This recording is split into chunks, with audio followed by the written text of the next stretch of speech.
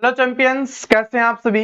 आशा करता हूं आप सभी बहुत अच्छे होंगे और आप सभी की तैयारी बहुत अच्छे से चल रही होगी।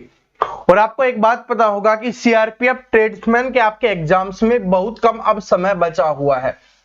तो दोस्तों, आपकी डिमांड के ऊपर मैथ का प्रैक्टिस सेट भी लेके आ चुके हैं। जिस टाइप के क्वेश्चंस आपके पेपर में पूछे जाते हैं और पूछे जा रहे होंगे, जो आपका पेपर होने वाला है जुलाई में, ठीक है। तो हम उसी हिसाब से आज के प्रैक्टिस सेट करने वाले हैं। एक बात बोलना चाहूंगा, आपको सबसे पहले तो हर एक क्वेश्चंस को खुद सोल्व करने की कोशिश करनी है। फिर जिस भी क्वेश्चंस में आपको प्रॉब्लम आती है, आपको कमेंट करके बताना है, ताकि हम उसका सॉल्यूशन कर सके। आपको जो भी चीजें अच्छी हो, जो प्रोवाइड करवाना चाहिए, वो हम आपको प्रोवाइड करवा सके। लेकिन उससे पहले क्या है कि सभी क्वेश्चंस का सॉल्यूशन आपको खुद करने की कोशिश करनी है, क्योंकि अभी बहुत कम समय बचा हुआ आपके पेपर में, ठीक है। तो आपको ऐसे करना है। चलो मोटिवेशन से इसकी शुरुआत कर लेते हैं। टूट जाओ, रो लो, बिखर जाओ, मगर हिम्मत मत हारो, क्योंकि आपको पता है अब अंतिम समय है। तो आपको लग रहा होगा कि यार पता नहीं पेपर होगा या नहीं होगा, मैं कर पाऊंगा या नहीं कर पाऊंगा। लेकिन कुछ भी हो जाए, हिम्मत नहीं हारनी है, मेहनत करते रहना है। जब तक आपका पेपर नहीं हो जाता, मेहनत करने से आपको बिल्कुल भी नहीं रुकना है, ठीक है। फिर देखो आप दुनिया में कितने ऊपर उठते हो। और आपको एक बात पता है कि जैसे ही सरकारी नौकरी लगेगी, आप दुनिया से आगे निकल जाओगे, क्योंकि दुनिया में सरकारी नौकरी मिल जाती है ना आज के समय में, वो बाकी लोगों से काफी आगे निकल जाता है, फाइनेंशियली भी और वैसे भी, ठीक है। आपके रिस्पेक्ट भी बहुत ज्यादा बढ़ जाएगी। तो चलिए अब बिना देरी करते हुए क्वेश्चंस पे चलते हैं। और पहला क्वेश्चन आपकी स्क्रीन पे दिखाई दे रहा है। और काम और समय मैंने आपको कल ही पढ़ाया था, ठीक है। और अगर आपने पढ़ा होगा तो इसका आंसर कर दोगे, नहीं पढ़ा तो भाई क्लास देख लेना, आपके काम आने वाला है। क्योंकि काम और समय से 1 से 2 क्वेश्चंस आपके पेपर में आ रहे होंगे, इस बात को नोट कर लेना, ठीक है।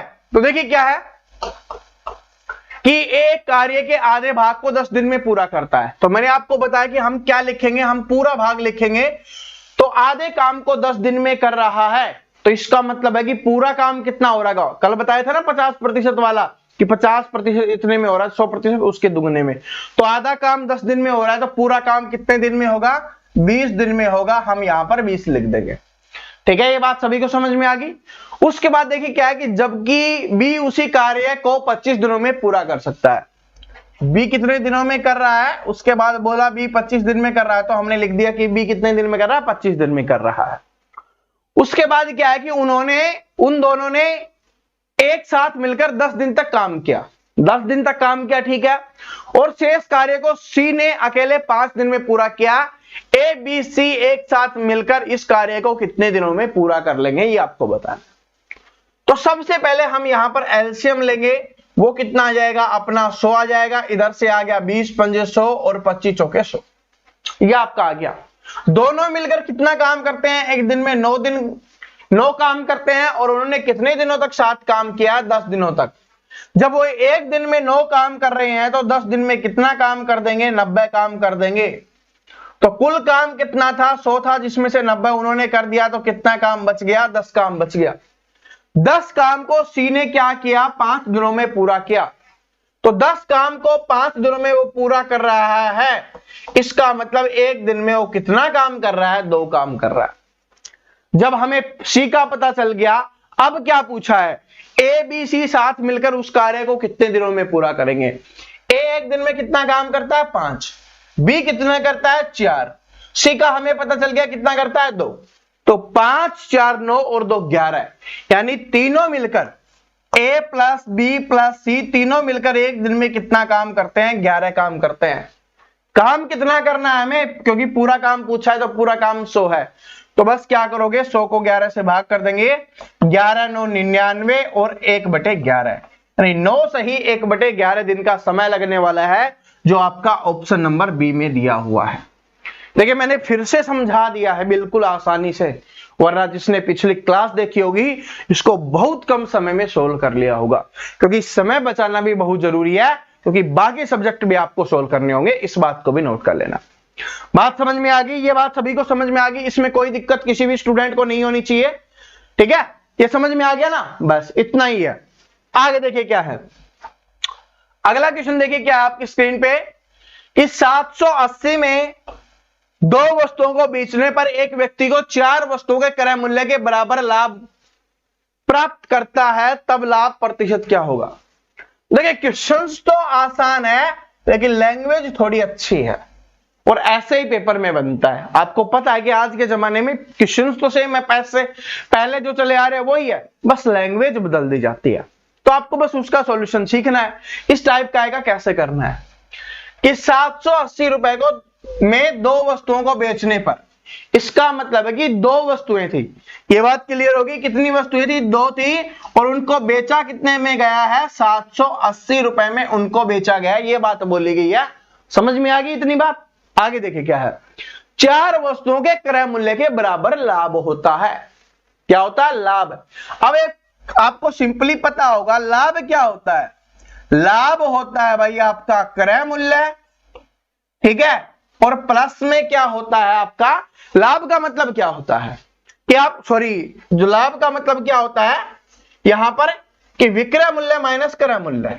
क्या होता है, विक्रय मूल्य, जो आपका विक्रय मूल्य था उसमें से क्रय मूल्य को घटा लेंगे, हमारा लाभ प्राप्त हो जाता है। लेकिन मैं आपको जो समझाना चाह रहा था ना वो पहले वाला ही था। क्या है समझाना चाह रहा हूं कि लाभ क्या हुआ कि विक्रय मूल्य में से हम क्रय मूल्य घटा देंगे।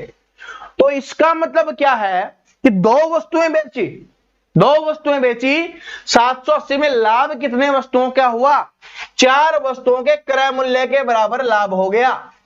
इसका मतलब क्या है कि जो क्रय मूल्य है ना, क्रय मूल्य 2 वस्तुओं का वो तो है ही उसमें, लेकिन साथ में 4 वस्तुओं का क्रय मूल्य और है।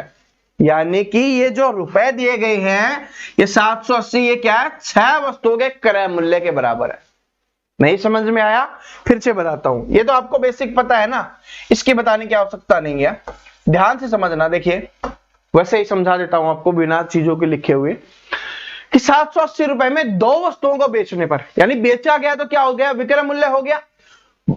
2 वस्तुओं को बेचने पर क्या हो रहा है, 4 वस्तुओं के क्रय मूल्य के बराबर लाभ हो रहा है। यानी कि 4 वस्तुओं का लाभ हो रहा है, जितने में हमने खरीदी थी ना 4 वस्तुएं, उतने का लाभ हो रहा है।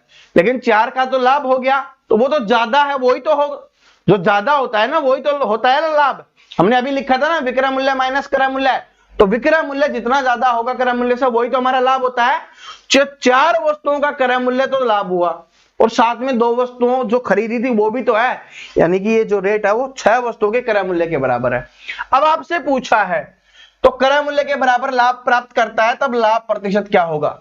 अब यहां पर एक वस्तु का अगर मान लो हम निकाले तो इसको 6 से भाग कर देंगे, कितना आ जाएगा, 6 कम 6, ठीक है, 6 3 18, 130 आ गया। एक वस्तु 130 रुपए की थी, एक वस्तु हमारी 130 रुपए की थी, 2 वस्तु तो थी तो कितनी हो जाएगी, 260 रुपए की हमने खरीदी थी, और बेच कितने में दी, 780 रुपए में। तो 780 रुपए में बेची, 260 में हमने खरीदी थी, तो यहां से कितना आ जाएगा, 520 रुपए का लाभ आ जाएगा। अब लाभ प्रतिशत पूछा है, अगर रुपए में पूछा होता तो 520 लिख देते। अब आपको बताना कि 520 है, लाभ हमेशा किस पे होता है, लाभ या हानि क्रय मूल्य पे।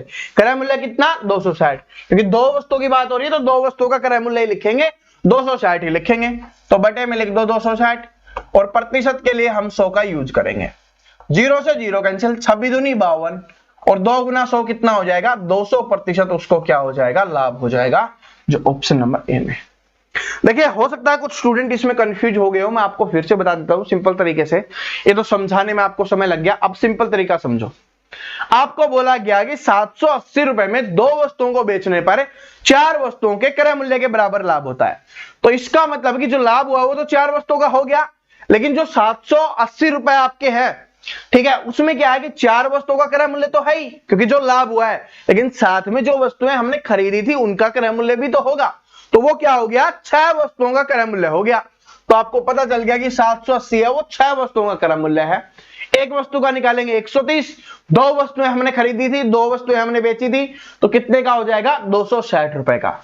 260 रुपए में हमने उन वस्तुओं को खरीदा, 780 में बेचा, फायदा कितने का हुआ, 520 रुपए का। अब ये बताना है कि 520 है वो 260 का कितना प्रतिशत है, 200% हो जाएगा। ठीक है, कोई कंफ्यूजन था तो दूर हो गया होगा। अब ये वाला देखिए क्वेश्चन कि एक पंखे का अंकित मूल्य 1620 है, इसको 1596 में बेचा जाता है तो छूट प्रतिशत क्या होगी? बिल्कुल बेसिक क्वेश्चन है भाई। क्या है कि अंकित मूल्य इतना है, इतने में बेचा गया है, तो आप देख लो कितने का अंतर है, उसका कितना प्रतिशत है, यही निकालना है। ठीक है, यही निकालना है ना। तो ये मुझे बताने की आवश्यकता नहीं है, इसका आंसर आप सभी कमेंट बॉक्स में बताएंगे। देखिए क्वेश्चन से बच के नहीं निकलना, सॉल्यूशन करना है भाई। देखिए बिल्कुल आसान है, सॉल्यूशन करना है। इससे आसान क्वेश्चन आपके पेपर में नहीं आएगा। अगर जो भी स्टूडेंट इस क्वेश्चन को सोल्व नहीं कर रहा या करने में उसको मजा नहीं आ रहा, ठीक है, आंसर नहीं कर रहा, वो बच के निकलना चाह रहा है, पेपर में कहां से बच के निकलोगे? खुद ही सोल्व करोगे ना तभी मजा आएगा। बिल्कुल बेसिक है इसलिए मैंने छोड़ा है, वरना मैं आपको सोल्व करवा देता। ठीक है, आगे देखिए अगला क्वेश्चन देखिए क्या है। इस टाइप का क्वेश्चन आपके पेपर में आपको देखने के लिए मिल सकता है और आपको पता है कि आपके पेपर में इस तरीके के क्वेश्चन पूछ लिए जाते हैं। बड़ा सिंपल तरीका बताता हूं आपको, देखिए क्या है। 8 मीटर 6 मीटर 22.5 सेंटीमीटर की दीवार बनाने के लिए 32 सेंटीमीटर 11.25 सेंटीमीटर 6 सेंटीमीटर की माप वाली कितने ईंटों की आवश्यकता होगी? ठीक है, इस टाइप का क्वेश्चन आपको आता है। तो देखिए ईंटों की आवश्यकता आपसे पूछी गई है, तो सबसे बड़ी चीज पता है क्या है? आपको क्या करना है, सिंपल तरीके में बता दूं या सॉल्यूशन में? ठीक है, तो सिंपल तरीका क्या है कि भाई जो दीवार का दिया हुआ ना माप, उसको आपको ऊपर लिखना है 8 गुना में 6 गुना में 22.5 और बटे में आपको जो ईंटों का दिया हुआ है वो लिख देना है 32 गुना में 11.25 और गुना में कितना है आपका यहां पर 6। लेकिन इसको लिखते समय एक बात नोट कर लेना, अगर आप उसको नोट नहीं करोगे आपकी गलती हो जाएगी। ठीक है, बस इसमें यही है। बाकी तो आपको मैंने सिंपल तरीका बता दिया। आपको क्या करना है, ईंटों की संख्या निकालनी है तो आपको क्या कर देना, दीवार वाला ऊपर लिख देना माप और ईंटों वाला आपको नीचे लिख देना है। ठीक है, संख्या आपसे पूछिए तो क्या याद रखना है, यहां पर ये मीटर में है, ये मीटर में है, ये सेंटीमीटर में है और ये सारे सेंटीमीटर में है। जब ईंटों का माप सेंटीमीटर में दिया हुआ है तो जो मीटर वाले हैं उनको भी हमें सेंटीमीटर में बनाना पड़ेगा। तो 1 मीटर बराबर कितने होते हैं? 1 मीटर बराबर होते हैं आपके 100 सेंटीमीटर। तो 8 का क्या हो जाएगा, इसको 100 से गुना करेंगे, मीटर को सेंटीमीटर में बनाएंगे तो कितना हो जाएगा, 800 हो जाएगा। और 6 को करेंगे तो कितना हो जाएगा, ये आपका 600 हो जाएगा। ठीक है, ये बात पता चल गई। अब यहां से अगर दशमलव हटाएं तो 100 ऊपर चला जाएगा, तो ये दशमलव इधर से हट गया। ऊपर वाला हटाएंगे तो 10 नीचे आ जाएगा क्योंकि 1 के बाद दशमलव है तो ये भी हट गया। ठीक है, अब क्या करना है, बस सॉल्यूशन करना है और आंसर निकाल दीजिए। जो कट रहा है काट दीजिए। भाई 1 0 से 1 0 कट रही है वो हमने काट दी। ठीक है, 1 0 से 1 0 कट रही थी वो हमने काट दी। उसके बाद क्या कट रहा है आप देखिए, इसको करेंगे तो ये 5 पे कट रहा है, इसको 5 पे, क्योंकि अगर 200 होता तो 1000 हो जाता 5 बार, क्योंकि 200 पंजे 1000, तो 1000 तो हो गया, 25 पंजे 125, 1000 और 125 क्या हो गया, 1125, कट गया ना 5 पे, तो 5 से हमने इसको काट दिया। उसके बाद कट रहा है, बिल्कुल कट रहा है, 5 से काटेंगे ये आपका 2 पे कट गया, 2 से काटेंगे ये 3 पे कट गया, 3 से काटेंगे ये 200 पे कट गया।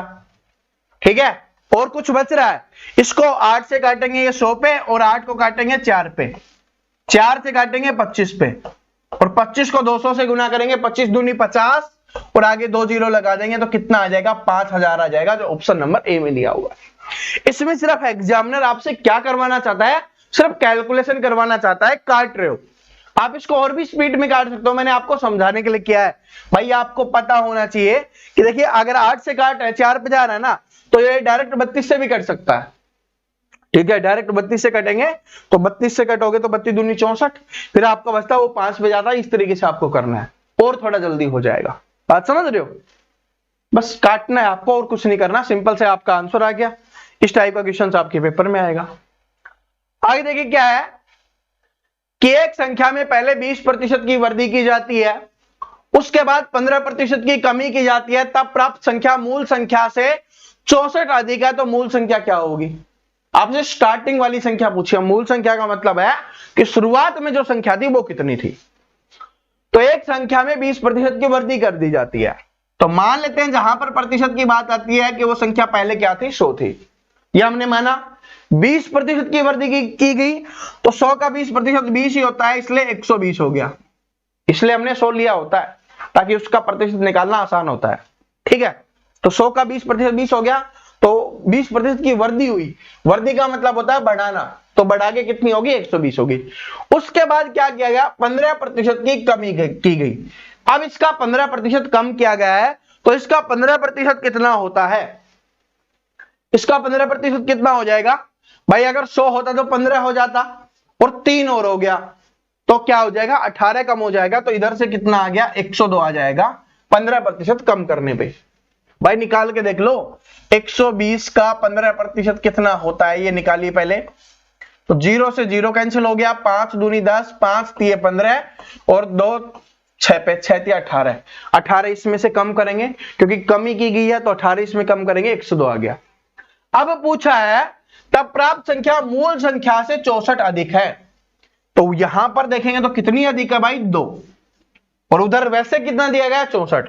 तो 2 का मान कितना हो जाएगा? 64। 1 का मान कितना हो जाएगा? 32। आपसे क्या पूछा? मूल संख्या। मूल संख्या थी 100, तो जब 1 का मान 32 है तो 100 का मान क्या हो जाएगा? 3200। Option number A correct answer हो गया। ठीक है, इस तरीके से आपको करना है। अगला क्वेश्चन देखिए, ये वाला क्वेश्चन देखिए, क्या है आपका? ये देखिए एचसीएफ पूछा है। जब भी ऐसा क्वेश्चन आता है तो स्टूडेंट कंफ्यूज हो जाते हैं। जब भी ऐसा क्वेश्चन सुन के सामने आता है तो स्टूडेंट कंफ्यूज हो जाते हैं कि इनमें से आपको क्या लेना है। तो मैं आपको एक सिंपल सी ट्रिक बताता हूं, और आपके एग्जाम में इस टाइप का क्वेश्चन आता है भाई। ठीक है, बाकी एग्जाम्स में आए ना आए, लेकिन सीआरपीएफ ट्रेडमैन के एग्जाम में इस टाइप का क्वेश्चन आपके आता है।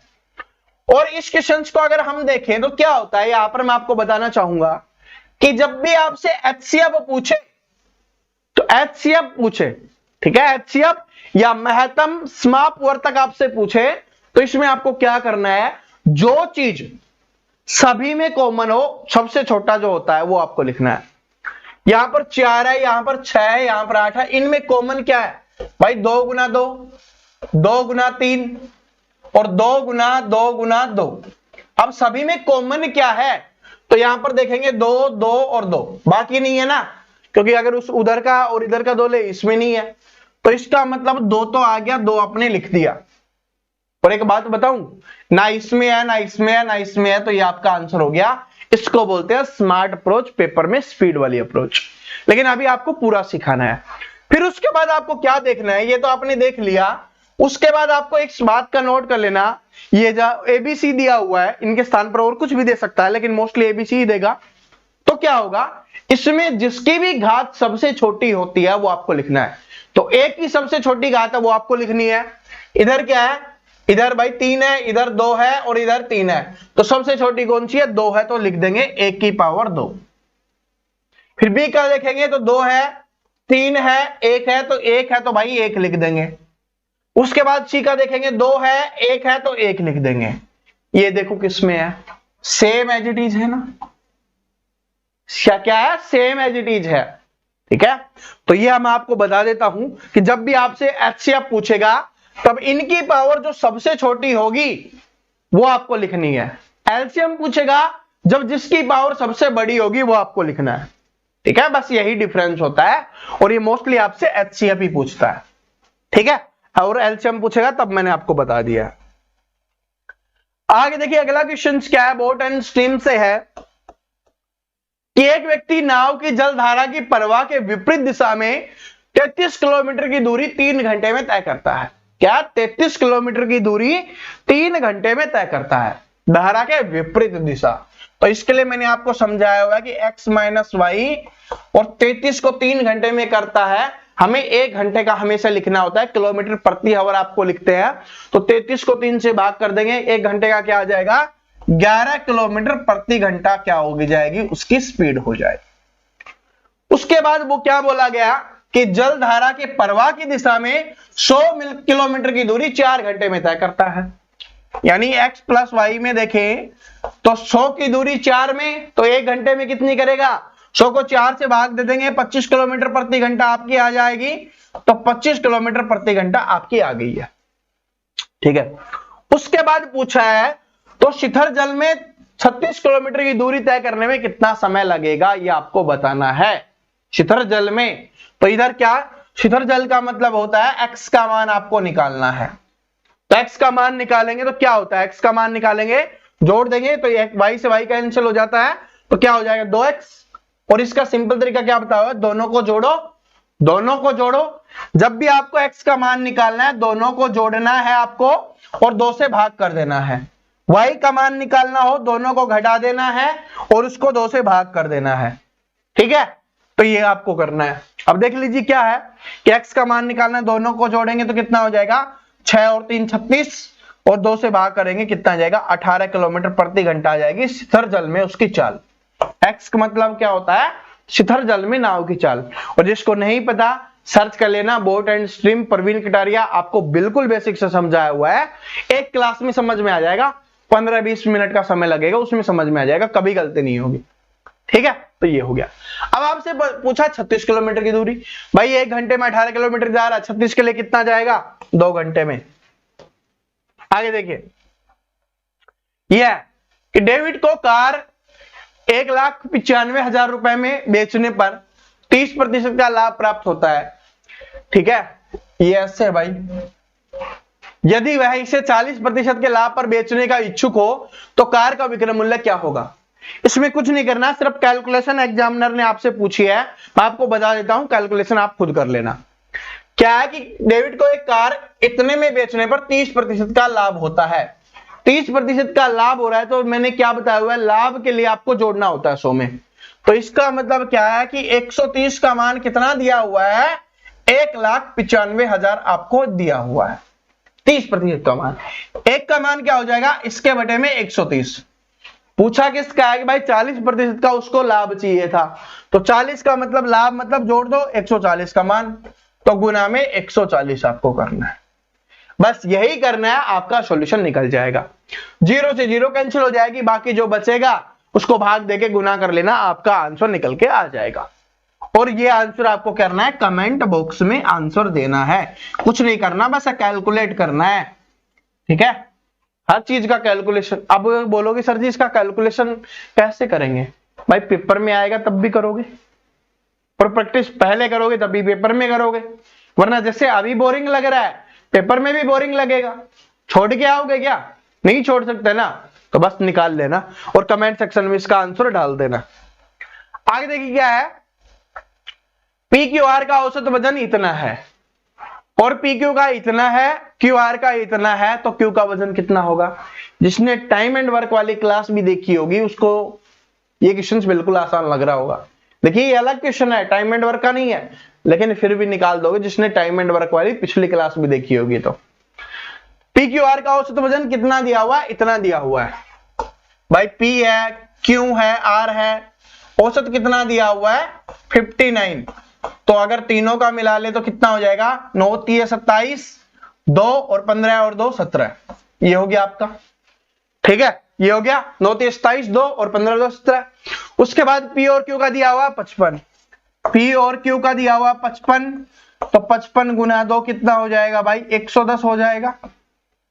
उसके बाद क्यू आर का दिया हुआ है, क्यू और आर का वो कितना दिया हुआ है भाई 58, और 58 गुना 2 कितना हो जाएगा आपका यहाँ पर 116 हो जाएगा। 8 दूनी 16, 1 और 10 और 1 11, 116 हो गया। जब आपको तीनों का पता है, पर आपसे पूछा किसका है, क्यू का पूछा है, तो क्यू का पूछा तो नहीं निकाल सकते भाई, तीनों का आपको पता है 177 है, 177 है, उसमें से पी और क्यू का घटा देंगे तो अपने पास किसका आ जाएगा, आर का आ जाएगा, और इसमें से भाई आर का आ जाएगा ना, तो पी और क्यू का घटा दो 110, कितना आ जाएगा यहां से 7 और यहां से 67, लेकिन ये किसका आ गया, ये आर का आ गया है। अब ये किसका है, क्यू और आर का है, क्योंकि क्यू का निकालना है, क्यू और आर का 116 है, उसमें से आर का घटा देंगे तो क्यू का बच जाएगा। तो 116 में से 67 माइनस कर दीजिए, इधर से कितना आ गया 9, ठीक है, इधर से कितना आ गया आपका 9 और इधर से आ गया 4, 49 आ जाएगा, जो ऑप्शन नंबर सी में दिया हुआ है। इस तरीके से आपको निकालना है। ठीक है, और ये मैंने क्यों बोला था कि काम और समय से निकल जाएगा, उसमें मैंने आपको बताया था ना कि A B C B A plus B, बस इसमें क्या है कि भाई औसत की बात की गई है, औसत की, तो इसलिए 1 का इतना है तो 3 का कितना हो जाएगा, ये आपको ऐसे लिखना था। ठीक है, तो औसत वाला चैप्टर सर्च कर सकते हो, आपको मिल जाएगा। एवरेज लिखना, एवरेज परवीन कटारिया या औसत परवीन कटारिया आपको मिल जाएगा। ठीक है, करवा रखा है, बिल्कुल बेसिक से समझा रखा है, वो 1-1.5 घंटे की क्लास है, बिल्कुल क्लियर कर देगा आपका औसत। देखिए क्या है कि एक धनराशि 9% वार्षिक साधारण ब्याज की दर पर 5 वर्षों में इतनी हो जाती है, वह राशि उसी साधारण ब्याज की दर से 9 वर्षों में कितनी होगी। तो भाई सिंपल तरीका है, मैं आपको बताता हूं, साधारण ब्याज वाले फॉर्मूले से मैं कभी नहीं करवाता आपको, बिल्कुल बेसिक बताया हुआ है, जिसने प्रतिशत पढ़ा हुआ है वो इसको सोल्व कर लेगा कि 9% वार्षिक है, मतलब 1 साल का 9% उसको मिल रहा है। 5 सालों की बात की जा रही है, तो 1 साल में जब उसको 9% मिल रहा है तो 5 साल में उसको कितना मिलेगा, 45% मिलेगा। ये बात सभी को समझ में आ गई। ठीक है, 45% मिलेगा, और वो कितना मिल रहा है, इतनी हो जाती है राशि, राशि हो जाती है। तो राशि हो जाती है, इसका मतलब क्या है कि ब्याज भी इसमें है और जो आपका मूलधन भी है वो भी है। तो 100 + 45 145, 145 का मान कितना दिया हुआ है, 13,920। 1 का मान कितना हो जाएगा, इसके बटे में 145। हमें मान किसका निकालना है कि 9 वर्षों में कितनी हो जाएगी, उसी साधारण ब्याज की दर से। दर कितनी है, 9%, तो 1 साल में 9%, तो 9 सालों में क्या हो जाएगी, 81%, यानी 181 का मान आपसे पूछा है, क्योंकि राशि पूछी है ना आपसे, कुल पूछा है कि वो कितनी हो जाएगी। आपसे पूछा ना धनराशि कितनी हो जाएगी, तो अगर आपसे पूछा कि वो मूलधन क्या था, तब आप क्या निकालते कि 100 का मान निकालते, क्योंकि मूलधन अपने आप में 100 होता है। लेकिन यहाँ पर धनराशि पूछी है तो 81%, तो ब्याज हो गया, 100% होती थी, 181 का मान निकालना है, तो गुना में क्या कर दीजिए, 181 कर दीजिए, आपका आंसर निकल जाएगा। ठीक है, आप बोलो तो मैं निकाल देता हूं। 5 से काटेंगे तो ये कितने पे जाएगा, 5 दूनी 10, 5 नीम 45। ठीक है, ये हो गया। और अगर इधर करें 5 से, तो 5 दूनी 10, 5 7 35, 5 8 40, 5 चौके 20, ये हो गया।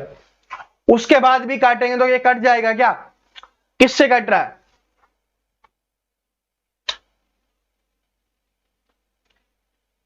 क्या कट रहा है,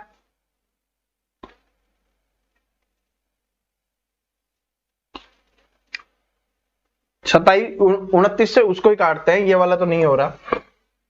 ठीक है, 29 से काटेंगे कितने पे जाएगा, ये 9 पे जाएगा, बचेगा कितने पे जाएगा, 6 पे, 96। अब क्या करना है आपको, 96 गुना 181 करना है, आपका आंसर निकल जाएगा। लास्ट में 6 होना चाहिए, ना इसमें है ना इसमें है ना इसमें है, तो ऑप्शन नंबर ए क्या हो जाएगा, आपका करेक्ट आंसर हो जाएगा। ठीक है, तो दोस्तों आज का हमारा प्रैक्टिस सेट यहीं पे समाप्त होता है। आशा करता हूं आपको पसंद आया होगा। पसंद आया वीडियो को लाइक करना, अपने दोस्तों के साथ शेयर करना। जो भी स्टूडेंट चैनल पे नया है, चैनल को सब्सक्राइब करके बेल आइकन को जरूर प्रेस कर लेना, ताकि आने वाले प्रैक्टिस सेट आपको मिल सके। मिलते हैं नेक्स्ट वीडियो में, तब तक हंसते रहिए, मुस्कुराते रहिए, पढ़ते रहिए। Thank you so much, all the best.